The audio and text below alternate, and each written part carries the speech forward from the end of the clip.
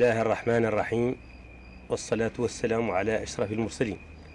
نستضيف الليلة الأستاذ الجامعي البارز لو عبد القرمو نائب رئيس اتحاد قوى التقدم.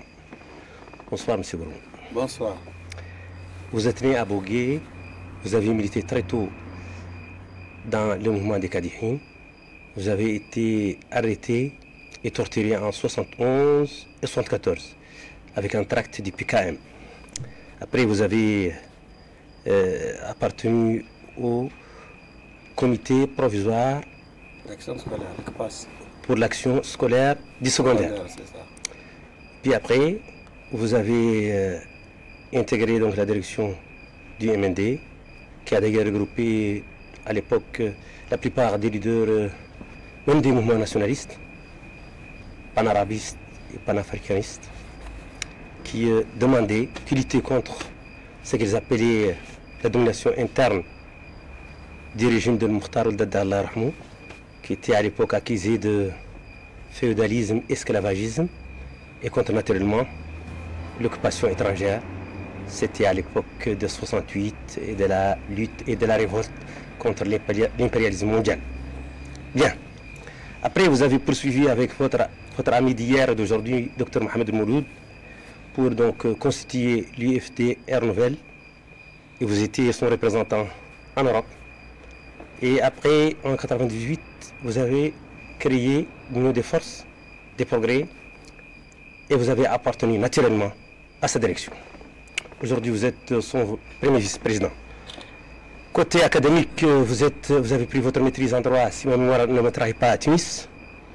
Vous avez poursuivi votre troisième cycle en Lorraine, à Nancy précisément. Vous avez soutenu brillamment une thèse d'État en droit public. Vous enseignez aujourd'hui, vous avez été recruté sur concours à l'université du Havre, donc en Normandie, où vous enseignez le droit.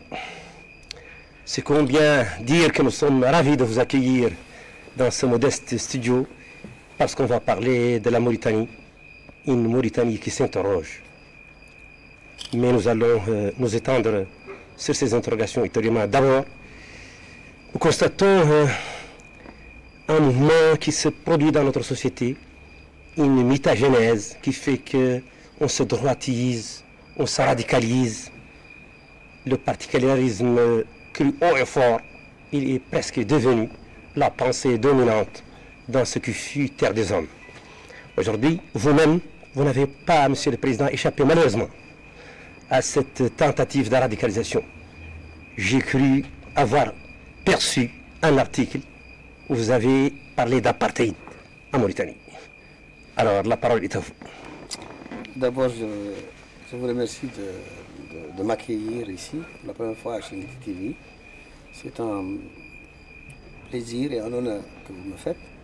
Merci également d'avoir un peu donné quelques éclairages sur une partie de ma vie, disons cachée, clandestine. Je rectifie simplement en disant que pendant très longtemps, j'étais un militant du MND, Mouvement National Démocratique, qu'il y a eu évidemment, comme la plupart, sinon la quasi-totalité des militants de l'époque, il y a eu des mésaventures. Maintenant, on s'en souvient presque avec nostalgie, mais ce n'était pas évident à l'époque, c'est-à-dire des arrestations, des suites de torture, etc. J'ai eu ma part, comme la plupart, mais c'était sur la base, effectivement, d'une action de lutte contre le pouvoir à l'époque.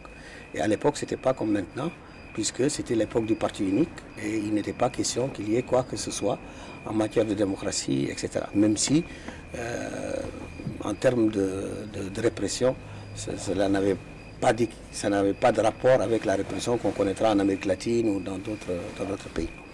Cependant, ce qui était essentiel surtout, c'est que notre engagement était fondé sur une foi inébranlable au patriotisme, à la lutte pour l'unité de notre patrie, pour l'unité de notre pays. Et c'était ça d'abord qui était à la base de notre activité, de notre action de jeunesse, etc. Ensuite, j'ai cheminé sans interruption dans cette voie, disons, révolutionnaire, jusqu'à la création de l'UFP, UFP dans laquelle j'ai continué effectivement à militer après le passage du RFD, l'UFD Air Nouvelle. Voilà, en gros, c'est un cheminement à peu près classique. J'appartiens actuellement à la direction de l'IFP depuis sa création en 1998. Je suis le vice-président comme vous l'avez dit. Maintenant, pour ce qui concerne le climat actuel, vous avez fait un tableau. C'est vrai, aujourd'hui, malheureusement, et c'est un phénomène d'ailleurs qui semble être mondial, on assiste à une sorte de durcissement de la pensée politique identitaire, parce qu'il faut c'est de ça dont vous voulez parler. C'est-à-dire qu'il y a une sorte de tendance au recroquevillement, une tendance à une sorte d'égoïsme nationalitaire qui fait que les êtres humains, les hommes, dans les différentes sociétés, et dans la nôtre en particulier, ont tendance davantage à voir ou à se préoccuper de la situation du groupe auquel ils appartiennent, groupe ethnique, groupe statutaire, caste si vous voulez, etc. C'est une sorte de véritable régression par rapport à nous, la période que nous avions vécue, qui était au contraire une période d'ouverture, où les questions identitaires étaient globalement envisagées et où la nation se pensait à travers notamment son élite, ses intellectuels, etc., par-delà les divergences, les difficultés, etc., mais elle se pensait comme une unité, même un peu une unité globale, voire même universelle. Donc la pensée progressiste était beaucoup plus affirmée avant que maintenant. Il y a beaucoup de raisons qui peuvent l'expliquer, mais en tout cas c'était une réalité. Maintenant, dans la situation actuelle, je dois simplement d'abord dire que je suis de l'UFP et je suis un ancien du MND, ce qui veut dire que je suis absolument réfractaire à toute pensée identitariste. Et je suis absolument opposé d'un point de vue politique, et je dirais, maintenant c'est un mot qu'on n'utilise plus, mais d'un point de vue idéologique, je suis hostile à toute fermeture particulariste qui dénie à l'unité de notre nation le rôle fondamental dans l'activité ou dans l'action des hommes politiques. Si j'ai utilisé un terme, d'abord le terme est contextualisé, j'ai dit que le pouvoir actuel, dans le comportement qu'il a, vis-à-vis d'un cas très particulier, relatif en particulier au choix disons des responsables des institutions publiques, il se comporte un peu comme le faisait le régime d'apartheid, c'est-à-dire comme si la représentation symbolique de notre ethnie, de notre nation, ne reflétait pas la diversité ethnique. C'est de ce point de vue-là. L'apartheid sur le fond, en Afrique du Sud, est évidemment très différent du système politique et social ainsi qu'économique de notre pays. Mais dans sa représentation formelle, externe, dans ce qui est visible, si vous voulez, sur le plan politique, ça n'a plus effectivement de différenciation possible, parce que si vous avez un gouvernement dans lequel on ne voit que des morts, alors que le moindre mort vous dira que la Mauritanie est diverse et plurielle, c'est que ce gouvernement-là n'est représentatif ni des morts, ni des négro-africains, parce que justement il nie cette diversité à laquelle l'ensemble de notre peuple est attaché. C'est de ce point de vue-là, et dans un esprit critique vis-à-vis du gouvernement, que j'ai énoncé ce terme, cette formulation de l'apartheid, et je précise d'ailleurs, parce qu'en réalité le gouvernement ne le fait peut-être pas parce qu'idéologiquement il est pro-apartheid, mais il a une pratique d'irresponsabilité telle qu'il ne se rend peut-être même pas compte que dans le message symbolique qu'il émet dans notre pays, c'est de dire je m'en fous, je fais ce que je veux. Si je veux, je ne mets que des noirs. Si je veux, je ne mets que des morts. Je ne me préoccupe pas du ressenti des uns et des autres. C'est cette espèce de responsabilité, ou en tout cas d'indifférence du ressenti de la population vis-à-vis des actes gouvernementaux. C'est ça qui me pousse à dire que précisément ça peut déboucher sur une sorte de mimétisme de ce type-là, de type sud-africain, ou de mimétisme de type latino-américain, ou de type même sioniste, que sais-je. Donc c'est dans cet esprit-là, pour ne pas créer de confusion, c'est dans cet esprit que j'ai utilisé la forme. Très bien. D'abord, le concept de question nationale, auquel vous tenez beaucoup, au MND, c'est pas nouveau, et qui repose sur la reconnaissance de 4 nationalités, ayant chacun son histoire particulière, sa culture spécifique et sa langue propre, n'est-il pas en contradiction avec l'utilité publique de l'État pour lequel vous avez milité et vous avez payé beaucoup de sacrifices, et qui doit considérer qu'un citoyen mauritanien est un citoyen mauritanien, c'est tout, et que la spécificité et le particularisme s'arrêtent là où il y a l'intérêt supérieur national. la dernière formule que vous utilisez, je m'y reconnais totalement. Mais il faut bien... Autrement dit, des citoyens, ni Nord, ni Hartani, ni Kori, des citoyens mauritaniens, Voilà. avec un drapeau, avec 2 bandes rouges. Il y a un aspect de la citoyenneté qui exclut effectivement ce référentiel de particularisme. La citoyenneté, c'est une appartenance, disons, pure à un groupe social global. Je suis citoyen mauritanien, ça veut dire que je ne m'identifie en tant que citoyen à aucune appartenance spécifique. Ça, c'est le terme de citoyenneté dans son sens universaliste. Mais on va le trouver. Maintenant, Oui. du point de vue sociologique, c'est-à-dire de la réalité concrète, ma citoyenneté suppose que l'on m'identifie à ce qui fait ma particularité dans l'ensemble dans lequel je fais partie. Si je parle la langue Peul ou arabe ou Wolof ou Sénénké, si j'ai par devers moi, une culture, une histoire, une manière de penser, de voir, de vivre, de sentir, de ressentir les choses, ça c'est ma richesse d'apport dans le patrimoine national. C'est ça qui fait qu'en tant qu'arabe, en tant que Soninké, en tant que Wolof, en tant que Halpulaar, j'apporte ma part dans cet ensemble universel qu'on appelle la nation mauritanienne. Vous voyez, il n'y a pas d'exclusion, il y a une intériorisation des particularités dans cet ensemble.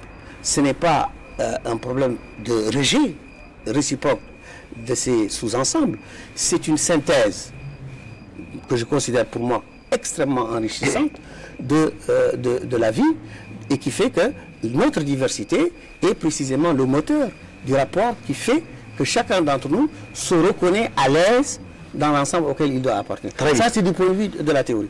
Maintenant, du point de vue de la pratique, je vous signale que l'un des principaux apports du MND est d'avoir, je ne dirais pas imposé au sens physique du mot, mais emmener le peuple mauritanien à élever le niveau d'existence des 4 communautés à un niveau du politique. C'est le mouvement national démocratique qui, pour toute première fois, je dis bien, pour la toute première fois dans l'histoire politique de notre pays, a imposé dans les lycées, dans les collèges, dans les syndicats et dans la vie politique du pays que la Mauritanie n'est pas une et indivisible à la française, que la Mauritanie elle est plurielle avec 4 communautés, 4, on disait, nationalités, et que ces 4 nationalités non seulement ne s'excluent pas les unes les autres, mais constituent précisément l'ensemble mauritanien auquel on appartenait. S'il l'a posé de cette façon-là, c'est parce que nous étions à une sorte de polémique, qui est un peu aujourd'hui, avec le recul, on dira bon enfant, mais à l'époque, ça ne se paraissait pas comme ça, mais une polémique avec l'idéologie du parti unique, du PPM. Parce que le PPM, justement, son discours, c'était de dire il n'y a ni Maure, ni Noir, ni Halpulaar, ni Wolof, ni Soninké, il n'y a que des Mauritaniens. Nous, nous disions non. Il y a des Mauritaniens à travers le mot, l'arabe, le Soninké, le Wolof, le Halpulaar. Et chacune de ces composantes a un apport spécifique et l'État, son rôle, c'est de prendre l'apport de chacun, de confectionner avec ça cet ensemble spécifique qui fait qu'être mauritanien, c'est être à la fois arabe, Wolof, Soninké et Halpulaar. C'est être à la fois un peu de Marocain, un peu de Sénégalais, sans être jamais Sénégalais ou Marocain ou Sahraoui ou Malien. C'est donc notre cachet particulier. Ça a été un combat pour faire accepter ça. Et on a fini. Aujourd'hui, c'est une banalité puisque c'est constitutionnalisé. Mais à l'époque, ça vous valait d'être considéré quasiment comme un communiste, d'être arrêté et même torturé. Si vous défendiez une idée comme celle-là, je vais dire jusqu'aux années 72, 73. Et on a reconnu pratiquement cette plurinationalité de la Mauritanie qu'à partir de 74, 75. Oui, mais aujourd'hui, M. Gourmaud, les temps sont durs. Et il y a beaucoup de particularisme à travers le monde, comme vous l'aviez d'ailleurs souligné. Il y a beaucoup de radicalisation dans le discours, dans les verbes, mais aussi dans les actes. Le monde est devenu violent. Et d'ailleurs, si on regarde les discours s'écrits dans les réseaux sociaux en Mauritanie, il y a des discours carrément racistes. Par conséquent, je crois que l'heure a sonné pour regarder par exemple l'Hexagone. Parce que la France, quand même, elle a dirigé ses territoires, et puis c'est un pays qui nous est proche, culturellement, j'allais dire même géographiquement, il suffit de traverser la Méditerranée. Bien. Dans la France, que vous connaissez bien, et j'ai la faiblesse de croire aussi, la connaître un peu, ben, il y a des Corses, il y a des Basques. Moi j'étais à Lille il y a combien, donc il y a des nordistes, il y a des Bretons, et il y a l'Alsace-Lorraine que vous connaissez très bien, et les Normands, et figues, mi-raisin. Eh bien, il y a des patois donc régionaux, mais au-delà de tous ces patois, il y a le français qui sert de ciment pectique. Pourquoi pas l'arabe, langue du Saint-Paradis, langue du Coran, langue de presque 2 milliards de musulmans de par le monde, excusez du peu. Langue du pétrole. Pourquoi? Langue de notre constitution, M. Gourmou, vous qui êtes professeur de droit public. Donc, nous, notre dialecte, c'est la Hassania. Vous, vous êtes un polar. Et vos ancêtres, ils écrivaient en arabe. Moi, j'ai déjà fait des recherches biographiques. J'ai déjà vu des vieux polars du Fouta écrire en arabe. Vous le savez très bien. Et donc, pourquoi ne pas produire des citoyens mauritaniens, rien que des citoyens mauritaniens? C'est beau de regarder l'équipe de Mourabitoun avec un halpolar, un mort blanc, un hartani, jouer et défendre le drapeau tricolore. C'est très beau cette image. Je veux qu'on la voit également sur le plan politique. Bon, vous avez posé ici des problèmes qui sont des problèmes à la fois complémentaires et contradictoires.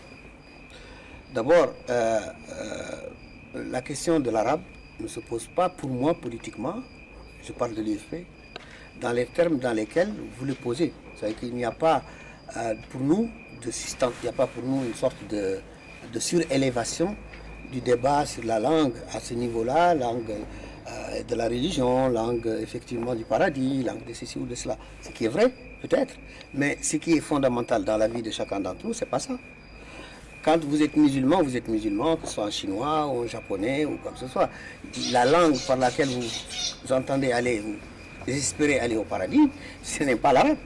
Vous irez au paradis par les vertus de ce que vous aurez à faire, quelle que soit la langue dans laquelle vous allez exprimer votre foi. Donc ça, il faudra absolument déconnecter ces deux aspects. Le deuxième élément fondamental maintenant, c'est que l'arabe est aujourd'hui l'une des langues, sinon la langue centrale de la Mauritanie, en raison du fait que c'est d'abord la langue de la majorité du pays. La majorité arabe, arabo-berbère, tout ce que vous voulez, mais la langue en tout cas, dont la structure fondamentale, sémantique, bâtit les rapports de la majorité de notre pays. Que ce soit une majorité à la fois Haratin ou Biran, mais d'une manière générale, en tout cas ce qu'on appelle la Hassania, qui est directement tirée de l'arabe. Il y a d'ailleurs que les scientifiques, que les spécialistes d'ailleurs disent être la plus proche possible de tous les parlers, le plus proche possible de l'arabe fosha, de l'arabe littéral, c'est la Hassania. Donc de ce point de vue-là, le fait que c'est la langue de la majorité pose le problème du statut de cette langue comme étant la langue, à l'époque on disait langue de ciment.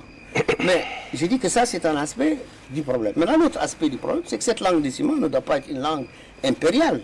Ça ne doit pas être une langue d'oppression. Ce n'est pas la langue elle-même, mais on ne doit pas en faire un instrument d'oppression. Le problème en Mauritanie, d'ailleurs, comme la plupart du temps dans le monde, c'est que vous avez des hommes politiques, comme vous et moi, qui arrivent au pouvoir. Moi, je ne suis pas un homme politique. Non, je veux dire des êtres humains, ouais. Comme vous et moi, qui arrivent en tête du pays, d'un pays, qui instrumentalisent tout ce qu'ils trouvent en vue de leur pouvoir. Ils le feront pour la langue, comme ils le feront de la religion, comme ils le feront de leur ethnie, comme ils le feront de leur sexe, comme ils le feront de n'importe quelle donnée sociale. Ils en feront une arme pour se maintenir au pouvoir. D'abord pour diviser les gens, pour corrompre aussi les gens, pour en faire en tout cas un instrument de pouvoir. C'est cet aspect qui pose problème. Quand vous prenez l'arabe ou le peul, et que vous en faites quelque chose par lequel vous allez, comment dire, occulter, effacer de l'espace public certaines autres catégories sociales, vous avez fait sans vous en rendre compte, mais le plus souvent vous vous en rendez compte parce que le plus souvent c'est conscient, vous en avez fait quelque chose qui va être rejeté par ceux-là contre lesquels va apparaître votre politique. Si vous dites des halpulaar ou des soninké, cette langue-là je vous l'impose, la langue arabe, je vous l'impose, force kalandok, il faut que vous parliez ça par force. Et votre langue d'ailleurs ne peut pas être utilisée à côté de cette langue. Qu'est-ce que vous pensez qu'ils feront, humainement parlant? Ils vont dire, mais c'est votre langue, c'est pas ma langue. C'est humain, hein? Ça arrivera au Japon comme ça arrivera en Allemagne. C'est comme ça les êtres humains, nous sommes faits comme ça, par Dieu. À partir de ce moment-là, vous qui semblez être férus de votre propre langue, vous êtes l'adversaire de votre langue. Parce que vous allez faire de votre langue un aspect, un élément que l'on va rejeter. Et c'est ce qui s'est passé pendant très longtemps, et c'est ce qui se passe actuellement d'ailleurs de manière encore plus vive. Alors que, comme vous-même vous l'avez dit, historiquement, les négro-africains utilisaient spontanément l'arabe. Ils n'avaient même pas besoin d'en discuter. Parce que tous les ulémas de toutes nos communautés, je dis bien de toutes nos communautés, qu'elles soient Wolof, Soninké, Alpulaar, ne s'exprimaient du point de vue de leur concept, du point de vue, etc., disons scientifique, qu'à travers l'arabe. Ils ne sont jamais exprimés dans une autre langue. Pourquoi? Parce que c'est leur langue, du point de vue de leur intellect. Et aucun État ne leur a imposé ça, aucun. El Hajj Omar, quand il écrit en arabe. Personne ne lui a dit, si tu n'écris pas en arabe, on te met en prison, ou bien tu n'auras pas telle fonction. Mais désormais, ce n'est plus ça. Désormais, on va vous dire, ça c'est un élément que si tu ne fais pas ça, tu n'auras pas ça ou ça. À ce moment-là, vous poussez au radicalisme en ayant ce comportement, je parle du pouvoir. Donc vous voyez ici, c'est l'élément politisation de la question de la langue qui transforme la langue en un élément de conflit. Et c'est cet élément de conflit qui est dangereux pour notre pays parce que ça divise le peuple. Au lieu d'amener les peuples à s'unir, parce que le propre d'une langue, figurez-vous, c'est d'unir les gens. Une langue, c'est pour la communication, c'est pour unir les gens. Plus on parle de langue, mieux on est, sur le plan historique. Mais le problème, c'est que désormais, on présente la langue de telle façon qu'elle devient un instrument d'oppression. Bah, puisqu'elle est un instrument d'oppression. Mais l'oppression, on la rejette. C'est aussi simple que ça. Ensuite, par rapport à une question qui est fondamentale, c'est une question d'abord d'élite. Vous voyez, le problème de langue est une question d'élite. C'est l'élite au pouvoir qui a imposé un diktat au reste de la société pour que ces questions de langue deviennent pour un élément de division de notre pays. Vous avez cité l'exemple de la France. Je ne pense pas sur cette question, je vous le dis franchement, je vous dis comme je le pense. Je ne pense pas que la France soit un exemple dans le monde en matière du bon usage de la langue. Vous savez ce qu'on appelle aujourd'hui les langues régionales, c'est-à-dire le corse, le normand, enfin tout ce que vous avez cité. Mais c'est tout récent quand on les a reconnus. Pendant trop longtemps, c'était réprimé. Réprimé en France. Hein. Je ne parle pas de la façon dont les colons français se comportaient chez nous, en imposant que l'on ne parle pas nos langues chez nous. Même d'ailleurs, pratiquement au début des années 60 encore, il y avait ce qu'on appelle les symboles. Quand on parlait français, si on ne parle pas français, on parle sa langue, on a le symbole et en fin de cours, on avait quelques coups de bâton. C'est une pratique coloniale qu'on a continué. Non, je ne parle même pas de ça. Il y avait pire que ça. C'était des langues régionales étaient interdites. Et ce n'est pas seulement avec Napoléon. Hein. Napoléon a amplifié le phénomène, mais c'est ce que je pourrais appeler la doctrine française. Et elle n'est pas un bon exemple pour nous, qui sommes un pays de diversité et où la diversité a toujours été intériorisée. Mais dans quel pays de chez nous ici, en Afrique, dans quelle zone de notre Afrique a-t-on vu, d'un point de vue traditionnel, c'est-à-dire avant l'apparition coloniale? Nous avons un problème de temps et nous avons beaucoup de questions à évoquer. Donc, vous voyez, on n'a jamais vu, en tout cas, nos communautés être divisées sur les questions de langue. Jamais. Avant la pénétration coloniale. Maintenant, nous sommes héritiers de ces pratiques coloniales et il est temps que nous considérions nos problèmes comme étant nos problèmes et que les solutions viennent des nôtres et que l'on ne soit pas là à calquer les solutions que d'autres pays, même si on les respecte, ils ont eues chez eux. Très bien. Alors, revenons chez nous. Le président de la République a dit, redit et répété qu'il ne se présentera pas et qu'il ne modifiera pas la Constitution. Moi, en tant que musulman, et vous aussi, on va lui accorder au moins le bénéfice du doute. Préjugé favorable. Parce qu'après, du contraire. Est-ce que vous êtes convaincu, comme moi, qu'il ne sera pas candidat? J'ai dit que moi, je ne peux pas ne pas me poser de grandes questions. Parce que il souffle le chaud et le froid. C'est ce qu'on appelle le bain écossais. Le froid et le chaud en alterne. Ould Abdelaziz a commencé par dire qu'il ne se présentera pas. Ses hommes les plus proches ont dit qu'il va se présenter. Puis il a dit je ne me présente pas. Ses plus proches ont dit il va se présenter, etc. Et on a vécu dans un régime de l'inconnaissable sur cette question jusqu'au fameux dialogue. Je peux vous garantir que lors du dernier dialogue-là, en question, cette question a été au cœur du débat, mais de coulisses. Parce qu'il y avait, de la part du pouvoir, une volonté de changer, par révision constitutionnelle, ce point pour introduire l'idée qu'il puisse y avoir une modification sur cette question. Je dois rendre hommage d'ailleurs à certains de ceux qui ont participé. Je parle de M. Boulkhair, je parle même du président Bouedjen, qui ont en effet, clairement, malgré qu'ils étaient participationnistes à ce dialogue-là, clairement exprimé, et même publiquement leur point de vue sur cette question en disant, nous en tout cas, nous sommes prêts à marcher avec Aziz surtout, avec le président Aziz surtout, mais nous ne marcherons jamais sur cette question de modification de la Constitution. Donc ils ont joué effectivement aussi le rempart. Et puis ensuite, on a assisté à un phénomène, disons, de décantation, puisque Ould Abdelaziz, encore récemment, a fait des déclarations que je dirais pas tonitruantes, mais d'une clarté telle que même sur la Lune, on a entendu ces mots. À savoir, je ne me présente pas, alhamdoulilah, tout le monde a dit, ok, c'est parfait, maintenant quand même c'est clair. Jeune Afrique a sorti, il y a eu tout le tintamarre que vous connaissez. Et voilà que depuis un certain temps, on ne sait pas c'est venu d'où. On est étonné. Comment on appelle ça? C'est des initiatives, les Moudabara. Moudabara, oui. Initiative, oui. Alors, ça vient du Trarza. Oui. Pourquoi d'ailleurs le Trarza? Et puis voilà, c'était les gens, maintenant ce seront les gens. Attendez, on assiste à un cirque, mais... Vous dites un cirque? Un cirque. Je dis, et c'est un cirque dangereux quand même, parce qu'un cirque, ça fait rire. C'est le théâtre, non? C'est pire qu'un théâtre. Ah bon? C'est un cirque, vraiment, je le dis sans blesser quelqu'un. Les gens qui sont là-bas, il y en a qui sont bien, qui sont des amis. Mais c'est un cirque dans le sens où on voit bien qu'il y a une volonté de créer un trouble dans l'esprit des gens dans ce pays. L'esprit du peuple aujourd'hui est troublé parce que les gens se disent, est-ce qu'on a un chef d'État aujourd'hui dans ce pays-là qui a une parole? Parce que ce chef d'État-là, soit il gouverne, soit il ne gouverne pas. Quelqu'un qui gouverne, qui dit que je donne la parole, et qui a même été, on a encore la vidéo, jusqu'à dire, c'est lui qui continue ou qui veut nous dire aujourd'hui qu'on va modifier quelque chose que la Constitution interdit de modifier, on va faire suivre la loi sur lui. Oui, il l'a dit. Voilà que c'est au Palais des Congrès, c'est-à-dire le Saint des Saints, où on voit ces initiatives se dérouler pour que les gens demandent à ce que Ould Abdelaziz viole la Constitution. Je dis bien qu'il viole la Constitution. Donc, la conséquence de tout ça, c'est quoi? C'est que soit Ould Abdelaziz joue, mais il joue avec le feu, soit Ould Abdelaziz ne joue pas. Pourquoi le feu? Parce que tout simplement, c'est un putsch. Ah bon? Si réellement il touche les institutions de l'État, cela correspondra bel et bien à une atteinte très grave à l'ordre constitutionnel dans le pays.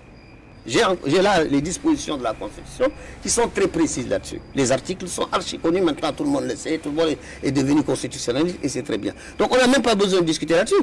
Le problème qui se pose, c'était la question de savoir, est-ce que lui, il était ou non décidé à envoyer des tanks constitutionnels pour briser l'ordre constitutionnel. Et nous nous trouvons dans une situation où les gens lui disent, allez-y, déchaînez-vous contre la Constitution, abattez cette Constitution, même si, pour cela, ça devrait entraîner une crise institutionnelle sans précédent dans notre pays. Regardez, nous avons eu beaucoup de problèmes, mais nous avons eu une chance. C'est qu'il y a un consensus dans ce pays sur l'alternance. Il y a deux façons de faire l'alternance. Soit une alternance normale dans le jeu démocratique, c'est-à-dire il y a une transparence électorale, il y a des élections libres, il y a effectivement des mécanismes qui permettent de garantir que les voix exprimées par le peuple sont les voix qui vont décider du sort de l'élection. Et si le peuple décide de changer, à ce moment il change. Ça, c'est l'alternance démocratique classique. Mais comme les Mauritaniens se connaissent, et les constituants mauritaniens, ils se connaissent et ils connaissent dans quel pays ils se trouvent. Ils ont dit, bon, deux précautions valent mieux qu'une. Si on n'est pas sûr que les urnes ne vont pas parler dans un sens qui n'est pas le sens réel, au moins imposons que dans tous les cas, quelqu'un ne puisse pas faire plus de demandes. Ça, c'est un apport considérable. Il y a une histoire à faire de l'évolution des réformes constitutionnelles dans le pays sur cette question-là, voyez-vous. Elle ne date pas de maintenant, elle date en réalité de 1961. Les points qui sont fermés à toute révision, verrouillés. Ça date de 61. Hein? On a d'abord commencé par verrouiller que notre pays ne pourra pas avoir une monarchie. C'était par rapport à ceux qui voulaient amener le pays éventuellement à devenir marocain, parce qu'on ne peut pas avoir une république qui va s'associer à une monarchie. C'était pas possible. Donc on a boucler ce point-là. Ensuite, on a avancé. On a trouvé ici d'autres éléments pour verrouiller également. Deuxième niveau. Puis le troisième, c'est le mandat. Puis troisième niveau, c'est le fait de ne pas pouvoir faire plus de deux mandats, qui est le domaine actuel. Donc, un acquis considérable pour notre pays. Et voilà que le président de la République, à 4 mois de l'élection, laisse jeter dans la mare cet énorme pavé selon lequel on peut modifier la Constitution puisque la demande qui est faite publiquement. Or, que dit la Constitution? Elle dit ceci. Aucune initiative.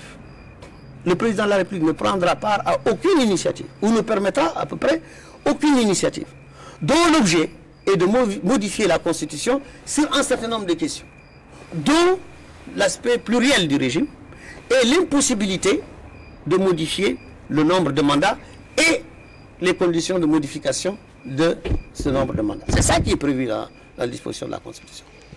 Donc, le chef de l'État est le garant de la Constitution. C'est écrit noir sur blanc. Je crois que c'est le deuxième article relatif au président de la République dans la Constitution. Oui. En tant que garant de la Constitution, si les plus proches de votre part vous demandent de violer la Constitution, de violer votre serment, et le font publiquement au palais du Congrès. Ils ne l'ont pas fait dans le salon, parce que s'ils l'ont fait dans le salon, mais ils le font au palais du Congrès. Et s'ils le font donc au palais du Congrès, ça veut dire quoi? Ça veut dire que soit toi tu es ailleurs, le chef de l'État il a d'autres problèmes, il ne suit pas ce qui se passe chez nous, il n'a pas entendu que les gens sont au palais du Congrès, ou Maïgrachi, ou Maïchou Hattaché, il ne voit rien, il ne lit pas la télé et il ne sait pas qu'il y a ces initiatives-là. À ce moment-là, c'est grave. Soit il a vu ces gens-là, et il doit appeler, ou il devait appeler immédiatement son ministre de l'Intérieur. D'abord, il les chasse, parce que me demander de revenir sur mon serment, c'est dire que moi, je n'ai pas d'honneur. Parce que quelqu'un qui a prêté serment, et que tu lui dis, viole ton serment, ça veut dire que moi, je te considère que tu n'as pas d'honneur, tu n'as pas de parole. C'est une insulte au président de la République, d'abord, avant d'être même une insulte à la Constitution. Donc, soit il arrête ces gens-là en les mettant dehors, soit, alors, il est complice de ce qui se passe. Très bien. Donc, dans les deux cas de figure, nous nous trouvons dans une situation où, fondamentalement, l'ordre constitutionnel est menacé au plus haut point. Très bien. Votre camarade d'aujourd'hui et d'hier, le docteur Mohamed Mouloud, a mis en garde ceux qui appellent à manifester à faire des initiatives, des Moubadara, et il a même menacé de les suivre. Il les a menacés de poursuites judiciaires. Alors, quelles sont, selon vous, les procédures s'il venait à mettre à exécution ces menaces, quelles sont les procédures légales? C'est très simple. Qu'il devrait emprunter. D'abord, vous savez, le code pénal dit que quelqu'un qui assiste à une atteinte à la loi, il est obligé normalement, il est obligé, je dis bien, quand quelqu'un assiste à une violation de la loi, il est obligé de le porter à l'autorité, de le dénoncer pour que la loi soit respectée. Ça, c'est une obligation générale qui pèse sur nous tous en tant que citoyens. Quand vous voyez votre voisin ou quelqu'un qui passe, qui est en train de violer la loi, vous l'arrêtez et vous faites en sorte que la loi là soit respectée.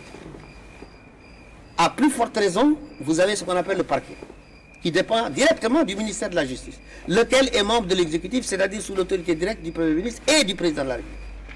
Donc, en chaîne directe. Assistons donc, ce parquet assistant à la violation d'une disposition claire et nette pour laquelle il n'y a aucune discussion possible, prévue d'ailleurs par le Code pénal, parce qu'il y a un chapitre qui est relatif à l'atteinte à la Constitution dans le Code pénal mauritanien.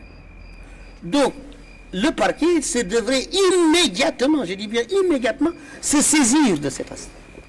On l'a vu d'ailleurs au Niger, il n'y a pas très longtemps, ils ont respecté quelque chose qui figure dans notre texte. Quand des gens, 2 étudiants, je crois, ou 3, ont demandé à ce que le président de la République en exercice modifie la Constitution pour pouvoir se présenter en 3e mandat, le parquet là-bas a engagé la procédure et ils ont été jugés, ils ont été condamnés par la Cour suprême nigérienne. Pourquoi? Parce que précisément, c'est la loi, il y a un minimum d'état de droit. Et ça, c'est exactement la procédure normale en Mauritanie. Si donc, à plus forte raison, je parle donc de ce qui devait être fait spontanément par le parquet, si donc, à plus forte raison, les citoyens Et encore mieux, les partis politiques dont il est écrit dans la Constitution qu'ils représentent le peuple, parce qu'ils sont l'expression de la souveraineté du peuple. C'est écrit noir sur blanc, c'est la Constitution. Si donc ces partis politiques vont déposer une plainte devant la justice, il ne fait aucun doute, en tout cas si on respecte la loi, doit prendre en charge cela, engager les enquêtes nécessaires et faire appliquer ce que la loi exige, c'est-à-dire immédiatement traduire en justice, les juger et les condamner. Et cela sans coup férir, c'est-à-dire immédiatement. Vous êtes membre, n'est-ce pas, du barreau de Nouakchott? Bien sûr. Crédité ici à Nouakchott? Oui, oui, tout à fait. Et donc, vous pensez donc que sur le plan procédural, c'est possible? On le fait là, mais bien sûr. Nous, c'est-à-dire que c'est possible du point de vue procédural, c'est le plan de la forme, je viens de vous le décrire. La question de savoir, est-ce que les juges, moi je ne me fais pas trop d'illusions, mais les juges, s'ils prennent leurs responsabilités, agissent en toute conscience, ils vont regarder objectivement les choses. J'ai entendu d'ailleurs, voyez-vous, et ça nous facilite les choses, j'ai entendu que ceux-là même qui ont fait cette forfaiture, allez, c'est de ça dont il s'agit, vont porter plainte pour diffamation ou insulte ou je ne sais quoi, vis-à-vis de certaines personnes qui les ont accusées d'avoir trahi ou d'avoir violé la Constitution en les considérant comme étant ceux qui sont précisément là-bas au Palais des Congrès, qui sont donc en atteinte devant le Code pénal. Vous voyez, ils ont inversé la loi. Mais il nous arrange. Non seulement il faudra qu'ils le fassent, il faut absolument qu'ils le fassent, hein, ceux qui ont dit ça, mais il faudra même les devancer sur cela. Et on va voir si la justice de notre pays existe réellement.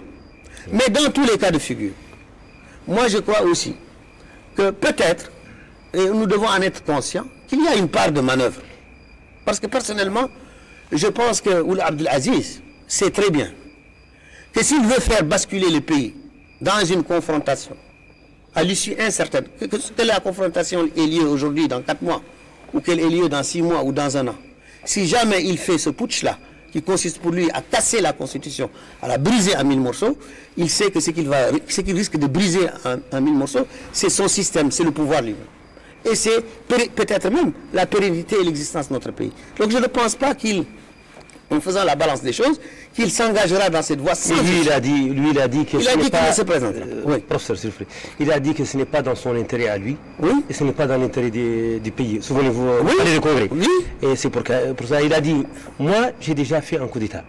Mais cette fois-ci, je ne fais pas de coup d'État, je n'en veux pas, donc, je vais respecter la Constitution, je ne ferai pas un parajus, et je vais respecter mon serment, etc. Parfait. Mais le problème de Ould Abdel Aziz, c'est que c'est un manœuvrier. Mais ça, c'est pas Ould Abdel Aziz, c'est les gens qui manifestent. Non, on ne va pas me faire avaler cette chansonnette. Parce qu'on connaît, on sait ce qui se présente. Les rendez-vous de mercredi là, au Palais de Congrès, on les connaît. Nous, ici, on n'est pas en Chine. On se connaît tous personnellement dans ce pays-là. Tous. On se connaît tous personnellement. Chacun sait on sait que les 3/4 de ceux qui vont là-bas passent le temps à attaquer Ould Abdel Aziz. Et ils n'attendent qu'une seule chose, c'est que Ould Abdel Aziz tourne le talon et ils seront les premiers à le vilipender. Ah bon? Mais bien évidemment. Et voyez-vous, ceux qui défendront Ould Abdel Aziz peut-être, ce seront ceux-là même qui aujourd'hui hurlent pour qu'il respecte la Constitution. Parce que quand il aura respecté la Constitution, on dira au moins, ouf, voilà au moins quelqu'un qui a quand même respecté un minimum. Mais ceux-là, vous allez voir, vont changer de veste. Donc, pour finir sur ce point, je disais que soit il fait ça avec réellement l'intention d'aller à la guerre, parce que c'est un putsch, soit alors il manœuvre pour détourner l'attention de notre pays, pour que l'opposition, en tout cas, il le jette comme un os, que l'opposition plonge sur ça et oublie l'essentiel. L'essentiel, c'est-à-dire, de terminer son programme, d'avoir un programme, parce qu'on va dans une élection dans 4 mois, et il faut absolument que l'opposition ait son programme, et que ce programme qu'il le présente à notre peuple, et 2, qu'il affine sa stratégie électorale, qu'on sache qui va-t-elle ou non présenter à ces élections. Ce sont les 2 éléments clés. là, les 4 mois. Si donc, chaque matin, chaque soir, vous, les émissions que vous allez organiser, c'est sur le 4e mandat, le 10e mandat, le 20e mandat, c'est autant de temps que nous allons consacrer à autre chose qu'à faire notre programme et qu'à faire notre stratégie électorale. Donc, s'il le fait, là, effectivement, on est dans la manœuvre politique et dans la manœuvre de diversion. Et je dis à ce moment-là, celui qui devra s'en prendre à lui-même, c'est l'opposition et ce n'est pas Abdelaziz. Sauf qu'on ne peut pas jouer, il peut faire une manœuvre d'une autre façon. S'il veut faire des dribbles, il n'a qu'à le faire, mais il ne faut pas qu'il confonde le basket et le football. Il y a des choses qu'on ne peut pas faire avec les pieds quand on fait du basket, il y a des choses qu'on ne peut pas faire avec la main quand on fait du football. Très bien. Voilà. À l'heure où je vous parle, j'ai déjà reçu un certain nombre de leaders de la majorité, mais aussi de vos collègues de l'opposition. Et tous ils s'accordent sur la nécessité d'un candidat unique.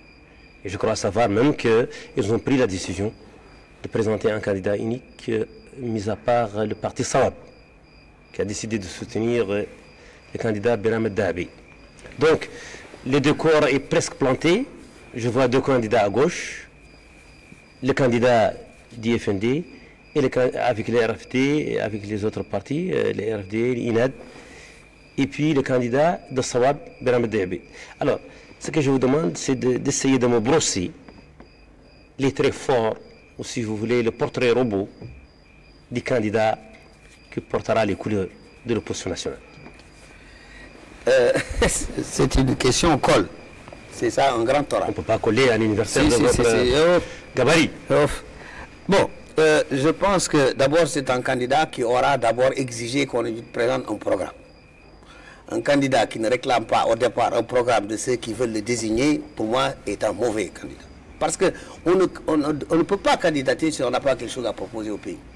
C'est une élection présidentielle. Il faut donc qu'on lui dise, écoutez, voilà sur quoi demain nous sommes prêts à gouverner. Est-ce que toi tu as la carrure? Est-ce que tu as le sérieux? Est-ce que tu as la compétence? Est-ce que tu as l'histoire qui te permettent d'être le porteur de ce programme? Donc le programme, on y revient. C'est le premier critère. Donc un candidat qui au départ ne pose pas le problème du programme, pour moi est déjà un mauvais candidat, quel qu'il soit. La deuxième chose essentielle, c'est que ce doit être un candidat évidemment unificateur. Quelqu'un qui soit en mesure d'unir notre peuple d'abord. Ce n'est pas unir seulement les partis, parce que vous voyez, on sait ce que ça veut dire unir les partis. On passe le temps à nous unir.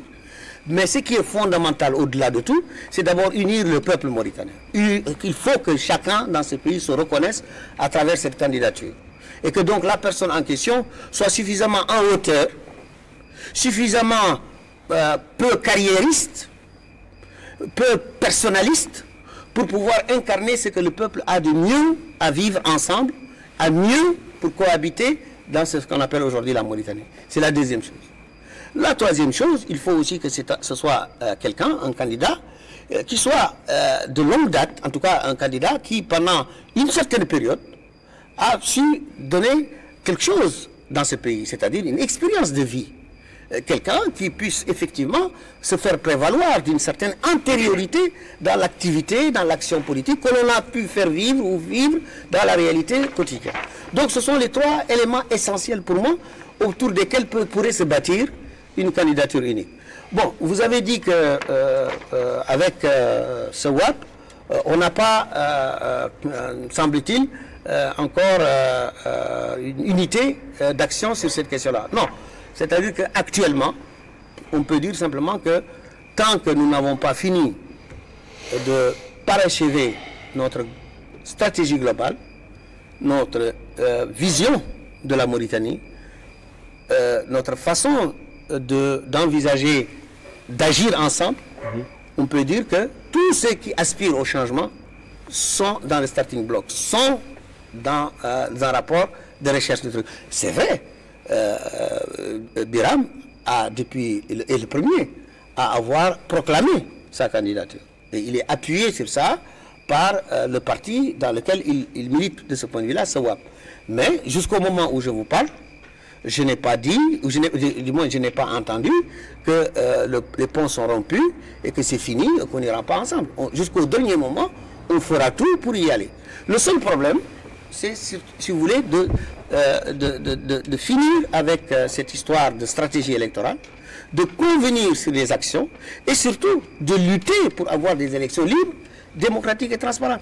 Même si on a un candidat unique, tout le monde uni, même si on a le meilleur programme du monde, le meilleur, si nous n'avons pas le minimum qui fera que la volonté de notre peuple sera respectée, je pense qu'il sera très difficile de parler réellement d'une prise en main par nous de notre tâche de l'alternance.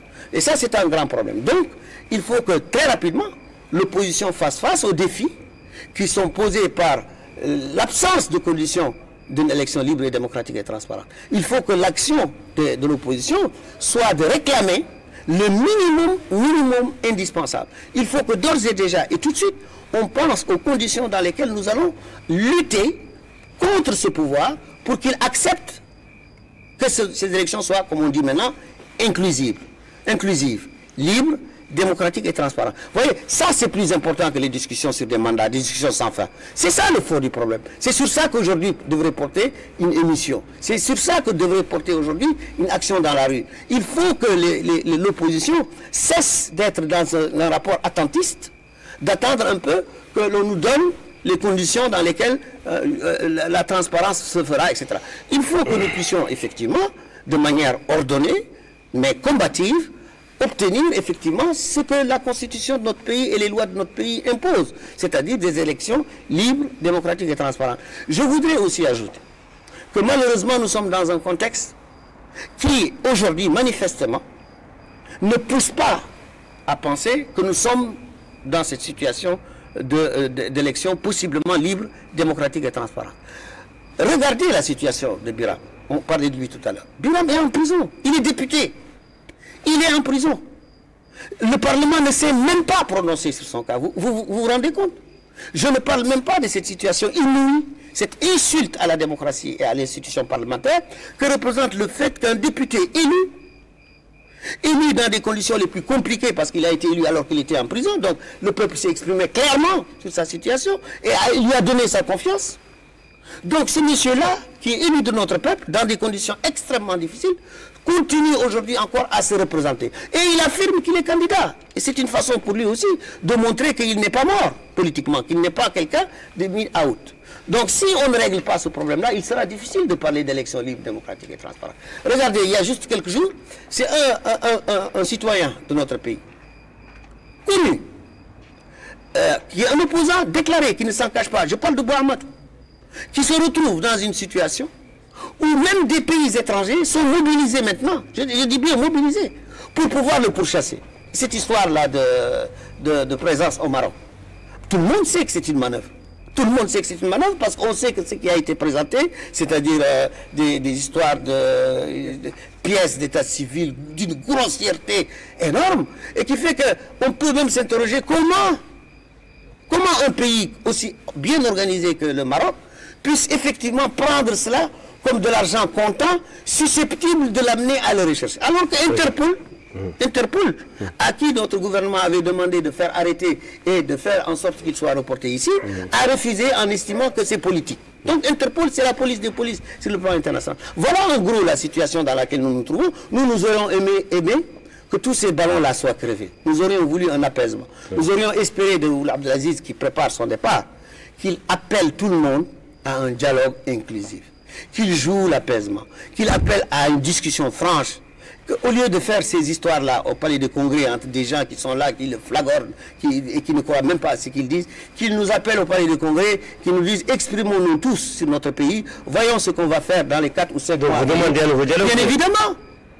Clairement. Nous n'avons jamais cessé de demander. D'ailleurs, nous le demandons encore avec plus de force aujourd'hui et de vigueur. Nous voulons un dialogue inclusif. J'en prends note. Hein. Mais bien évidemment, nous pensons que le dialogue est de l'intérêt de tout le monde. De l'intérêt d'abord du président Ould Abdelaziz qui s'en va, il va partir. Il vaut mieux qu'il parte dans un pays déminé, dans un pays calme, dans un pays apaisé, dans un pays réconcilié avec lui-même, dans un pays où les uns et les autres nous pouvons nous saluer, dans un pays où quel que soit le candidat qui sera élu dans cette présidentielle lui tendra la main et à qui il va lui confier les dossiers en lui disant voilà pour le G5, voilà où est-ce qu'on en est, voilà pour le budget, où est-ce qu'on en est, voilà sur tel dossier, où est-ce qu'on en est, salam alaikum et à très bientôt. Ça, on aurait voulu ça. Mais au lieu de cela, ce à quoi on risque de voir, d'assister, c'est un président qui va peut-être rester ou bien partir dans des conditions d'une obscurité telle qu'on va se demander si réellement il est parti. Et si c'est ça, qui devrait être son héritage, ce serait la plus catastrophique des choses, parce que pour la première fois dans l'histoire, nous avons une alternance qui va avoir lieu parce que la Constitution l'impose. Très bien. Monsieur Gomo, il y a Monsieur Didier Fall, qui est membre des Réunis, c'est le numéro 2 des Réunis au Sénégal, de l'opposition sénégalaise. Il a estimé que le contrat de partage qui a été co-signé par Malik Sall et Mohamed Abdelaziz, donc respectivement les Sénégalais et la Mauritanie, était injuste parce qu'il estimait que les 50% à 50% ne correspondaient pas à la réalité des choses, puisque les réserves, selon lui, l'essentiel des réserves se situe dans la rive gauche. Par conséquent, ce qui m'amène à vous poser la question suivante. Est-ce que, en pensant que sans le pétrole, la Libye et l'Irak ne seraient pas ce qu'ils sont aujourd'hui?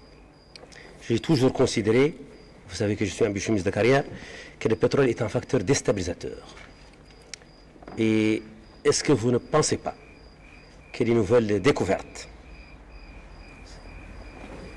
dans nos frontières sud ne vont pas ajouter de la confusion à la précarité et de la déstabilisation au particularisme que j'ai dénoncé en début de l'émission? Tout à fait. Alors, est-ce que ma question est claire? Claire et nette. Claire et nette. Et ça ne m'étonne pas d'ailleurs qu'elle ne soit comme ça. Alors, je dois dire personnellement, et je vous le dis en toute sincérité, j'ai beaucoup apprécié l'attitude des deux chefs d'État, mauritaniens et sénégalais, sur le cadre qu'ils ont trouvé, justement et très rapidement, sur quelque chose qui peut être très grave, comme vous venez de le dire. Parce que, voyez-vous, j'ai ça parce que j'ai suivi un problème qui est la presqu'île de Bakassi entre le Nigeria et le Cameroun. Et à peu près c'est la même configuration géomorphologique avec des réserves de pétrole, en l'occurrence, dans cette zone de Bakassi qui est frontalière entre les deux pays, qui a failli provoquer une guerre. Il a fallu que des puissances s'impliquent, que les Nations Unies s'impliquent. D'ailleurs, j'ai été là-bas envoyé avec le professeur Mohamed Salah qui était avec nous et avec les Nations Unies pour suivre cette histoire-là de leur dossier qui a été extrêmement compliqué. Nous avons pu faire l'économie de ça. Je dis, les Sénégalais et les Mauritaniens, nous avons pu faire l'économie de ça. C'est extrêmement important. Les deux chefs d'État ont eu, de mon point de vue, une attitude très responsable en envoyant des techniciens de qualité discuter sur ce sujet. Et je dois dire que c'est l'un des rares dossiers pour lesquels, pour moi, on a eu beaucoup de technicité de part et d'autre. Et vous avez vu, il n'y a pas eu d'éclat. Il n'y a pas eu de coude sur la table, il n'y a pas eu de bouderie, il n'y a pas eu d'insultes, etc. Et ça s'est passé dans un climat relativement serein, alors que Dieu sait que, comme vous avez vous-même dit, généralement, les pétroles ou le gaz provoquent plutôt la convoitise qu'autre chose. Donc, de ce point de vue-là, le climat, je parle du climat, qu'ils ont pu créer pour pouvoir signer aussi rapidement un accord, me semble être très important. Et ils l'ont fait d'ailleurs de la façon la plus intelligente. Parce que dans le doute, au lieu que, malheureusement, c'est lui que vous avez cité ici, de Réumi, bon, ça c'est l'opposition, d'une certaine manière, parfois on fait un peu de surenchère, c'est normal, c'est dans l'ordre des choses, et puis c'est contre Macky, je ne sais pas, peut-être aussi qu'ils ont des choses que je ne connais pas. Mais ce qui m'importe pour moi, c'est que quand vous avez un problème avec un voisin, et que vous en êtes à des décimètres près, je crois que si vous faites du 50-50, ça peut apaiser les gens. Plutôt que d'être là, à vous faire une guerre qui va être plus coûteuse en vie et en ressources humaines et en ressources financières et en ressources économiques et en prestige et en qualité, etc. Donc de ce point de vue-là, je pense que ce qu'ils ont fait, de ce point de vue-là, est bon. Maintenant, moi mon problème, il n'est pas là. Mon problème, c'est que chacun va gérer ce qu'il aura acquis. Nous savons que l'État que nous avons, si nous ne le reformons pas, même si on nous donne toutes les réserves pétrolières du monde, ça ne va pas nous sortir de notre situation. Parce que l'État que nous avons là, l'organisation de notre État, l'administration publique en Mauritanie, si on ne le reforme pas, sera incapable de gérer des réserves de cette nature. Donc, nous avons un cadre, mais nous n'avons pas les organes, les structures, la manière de faire, etc., qui nous permettra d'exploiter judicieusement, dans les années à venir, cette manne considérablement importante pour nous. Et c'est à ce moment-là que ça peut se retourner contre nous. Si nous devons, gérer cela avec le même esprit qu'on a géré notre fer. Vous avez vu que nous avons eu du fer qui nous a créé des problèmes parce que les conditions dans lesquelles la SNIM aujourd'hui se trouve, cette catastrophe dans laquelle elle se trouve, ce n'est pas parce qu'il n'y a pas de fer, il y en a beaucoup, mais c'est la manière dont on a géré les ressources obtenues, où on a fait un peu n'importe quoi, qui nous a entraînés dans cette situation. Si ce modèle, ce schéma que j'ai dit maintenant, malheureusement, snimien, était utilisé là-bas, dans nos réserves de gaz, ça va être peut-être justement la catastrophe. Donc nous avons un intérêt, je termine en disant que nous avons absolument intérêt à réfléchir maintenant que le cadre avec le Sénégal est défini, nous avons intérêt, nous, à poser le problème sur la table. Constatez, voyez-vous, vous-même, que depuis qu'on parle de ces réserves de gaz, est-ce qu'on en a déjà parlé en Mauritanie? Est-ce qu'il y a eu une table ronde, des débats, des concertations? Est-ce que le pouvoir et l'opposition ont échangé là-dessus? Qui sait d'ailleurs dans quelles conditions ces contrats ont été délivrés à des entreprises multinationales qui ont 80%, je vous signale, hein, des parts qui seront extraites de ces réserves. 80%, nous, les deux pays, chacun d'entre nous aura 10%. Moi, je trouve ça léonin, je trouve ça inacceptable. Mais enfin, bon, c'est un autre sujet. Mais c'est ça le fond du sujet. Le fond du sujet, il est là. Et je pense que si nous ne sommes pas en mesure de comprendre que nous avons là une chance extraordinaire, que Dieu nous donne encore une fois, une occasion pour nous qui ne sommes que 4 millions, de nous en sortir. Si donc nous laissons passer cette occasion, peut-être que ce sera l'occasion de trop que nous aurons raté. Alors moi, dans le presse, je souhaiterais des réponses aussi succinctes et condensées, que cela soit possible. Bon, est-ce que vous pouvez à peu près me dire, me donner une appréciation de l'action du bilan de la décennie de l'Abdelaziz en matière sur le plan de l'unité nationale, en matière de droits de l'homme et du passif humanitaire? Bien. En matière de sécurité, vous n'avez pas parlé. En matière de sécurité, on peut dire que le bilan est relativement positif de mon point de vue. Je vous donne mon point de vue personnel, ce n'est pas d'ailleurs le point de vue du parti, puisque nous n'avons pas fait un bilan là-dessus. Mais de mon point de vue, sur le plan sécuritaire, il y a eu des progrès qui ont été faits, c'est clair et net, à mon avis. Même s'il y a des non-dits, des choses que nous ne connaissons pas, des obscurités par rapport à des rapports avec certains groupes, etc. Mais fondamentalement, on peut dire qu'il y a, sur le plan sécuritaire, il y a des pas qui ont été accomplis par rapport à cette situation antérieure. Sur le plan du passif humanitaire, c'est la catastrophe. Parce que nous savons que quand il était venu, Abdelaziz avait pris un certain nombre d'engagements, c'était d'abord de poursuivre l'œuvre de son prédécesseur qu'il avait renversé. Son prédécesseur avait ouvert des dossiers, avait créé même un climat qui commençait à s'instaurer, qui était celui de débattre, de discuter et de sortir enfin de cette espèce d'impasse dans laquelle on se trouvait par rapport aux victimes et même par rapport à l'ouverture du débat, parce qu'il avait lancé, ce prédécesseur, Cheikh Abdallah, le mouvement de prendre la responsabilité de l'État vis-à-vis de cette question en disant oui, l'État est responsable de ce qui est arrivé, maintenant voyons comment on peut entre nous en Mauritanie résoudre ce problème. Et il avait engagé un processus là-dessus. Abdelaziz avait dit quand il était arrivé qu'il irait plus loin encore, parce qu'il avait même promis, y compris d'identifier où sont les tombes des disparus, de voir au plus près qu'est-ce qui s'est passé, des choses comme ça. Hop, depuis lors, qu'est-ce qu'on a vu? Silence et bouche cousue. Donc, flétrissement, pourrissement de la situation sur place et abandon finalement de ces veuves, de ces orphelins, de ces déportés, de toutes ces victimes, de crimes dont ils ne savent encore pas la raison pour laquelle il leur est tombé dessus, etc. Donc de ce point de vue-là, on peut dire que le passif humanitaire, plus que jamais, est encore un passif, et d'ailleurs le terme de passif n'est pas suffisamment fort pour exprimer la tragédie. En matière de droits de l'homme, c'est ce que je vous disais, la liberté de la presse.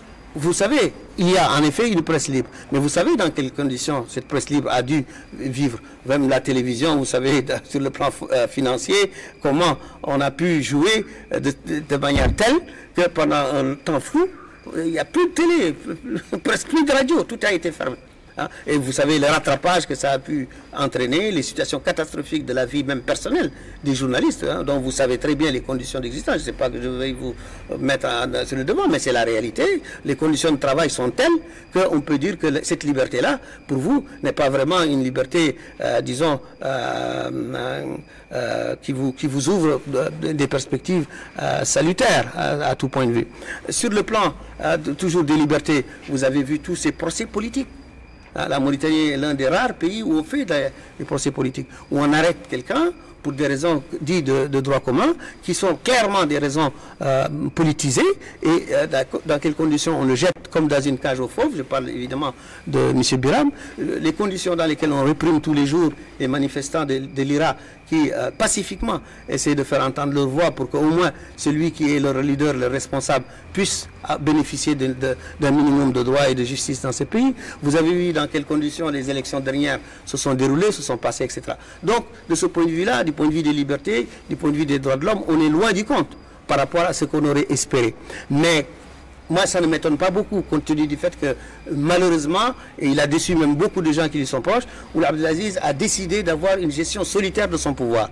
Il en a fait une affaire personnelle, il a personnalisé au point que tout, et le contraire de tout, est entre ses mains. Et les conditions de tout cela, c'est que c'est par bribes, hein, en jetant à gauche et à droite, parfois un os à grignoter pour celui-ci ou celui-là, pour l'opposition, pour des amis, etc., qu'on se retrouve dans cette situation. Mais les institutions, ils sont par terre. Hein. Le Sénat, on sait dans quelles conditions elle a été abattue, on sait dans quelles conditions le référendum illégal a été vu. Jamais la constitution mauritanienne n'a été, elle est transformée en gruyère avec des trous partout, etc. Donc en gros, on peut dire que de ce point de vue-là, malheureusement, le bilan, encore une fois, est loin d'avoir été à la hauteur de ce qu'on pourrait espérer. Il ne me reste qu'à remercier l'universitaire et le premier vice-président de l'IFP, Lo Abdoul Gourmou.